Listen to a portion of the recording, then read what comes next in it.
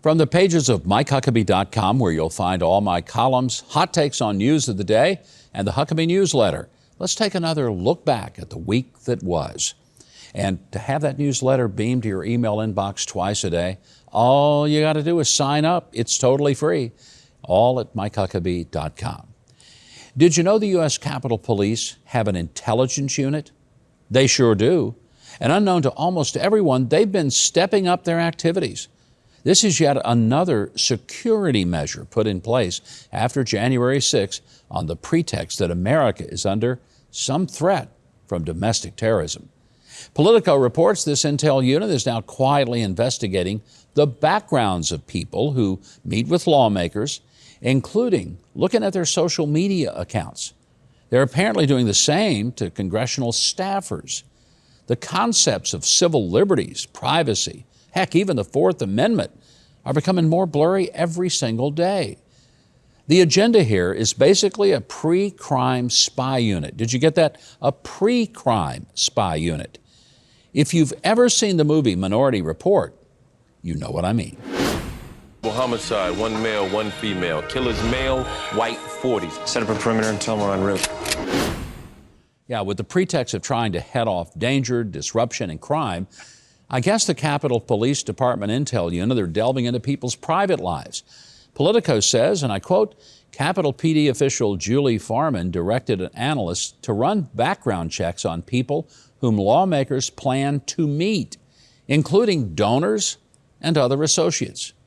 Even when staff were listed as attending these routine meetings, Capitol Police Intel analysts also got asked to check the social media accounts of the staffers.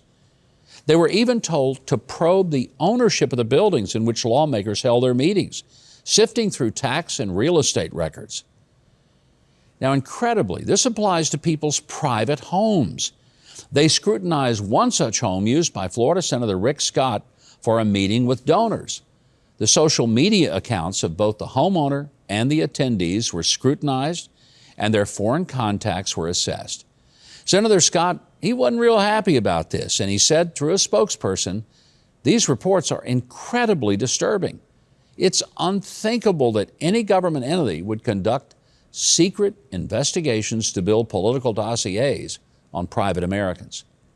Well, let's rewind about 10 years ago when Edward Snowden released a trove of files exposing the domestic spying program at the NSA, and another whistleblower came forward, a brilliant mathematician who built the very programs eventually used to spy on Americans. NSA's charter, and it was a legitimate one, was to do foreign intelligence, and I was with that all the way, and I did the best I could in that job. Unfortunately, they took those programs that I built and turned them on you, and I'm sorry for that. I didn't intend that, but they did that. William Binney resigned in protest when he found out those programs were being used on Americans. This is what's happening all over again.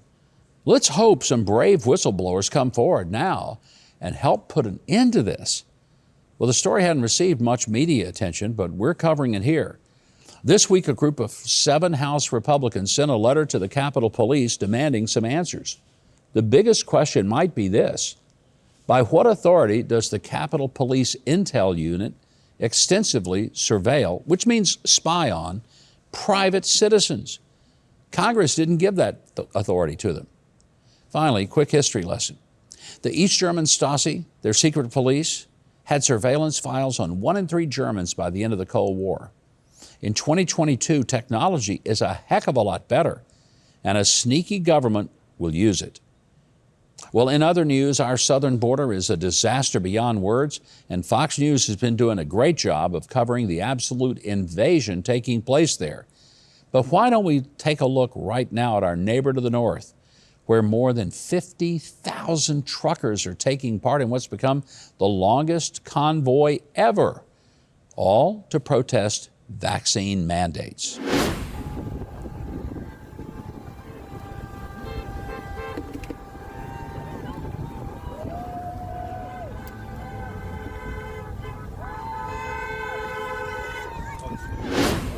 Well, here's how Prime Minister Justin Trudeau feels about all of this.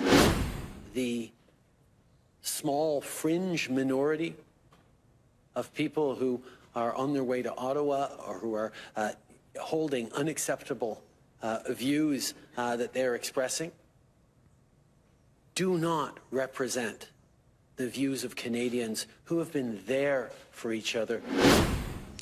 Unacceptable views. By the way, that truck convoy is now larger than the Canadian military and close to 2 million Canadians and counting. That's not a small fringe minority.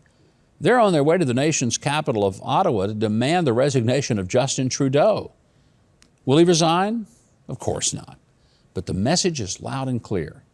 We're done with you, your mandates, and we're not going to take it anymore. Next up, let's check in with the American President Joe Biden and see if you can guess the word he's trying to remember at some Build Back Better boondoggle roundtable earlier this week. But I might point out, when I went to Dearborn, driving that, was up there. I don't know, man. What?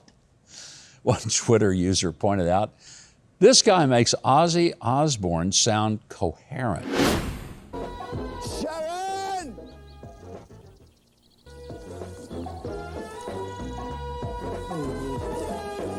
Sharon! Not just coherent, makes Ozzy Osbourne sound eloquent. By the way, the tricky word the president was trying to remember was truck. That's right, truck. A word my grandchildren know. They've got a lot of those kinds of toys laying around. That round table, it didn't get any better from there. Here's the president saying that he's looking for a job, which is always what you want to hear from the person barely into a year running the world's superpower. Okay, I'm looking for a job, Mary. Not sure who Mary is, but I know a few retirees who spend their free time keeping busy, working some hours at the pro shop at the local golf course. Joe Biden has spent nearly 50 years in government. Maybe it's time for some work in the private sector. By the way, I know a former president who happens to own a whole bunch of golf courses. All right, that's going to do it for now. So until next time, these have been the facts of the matter. Now, if you're seeing this, I know you've enjoyed that video. I mean, how could you not, after all? So you know what you should do? Leave a like, click on the subscribe button below, and hit the notification bell next to it so you'll always know when I have another video up for you to enjoy.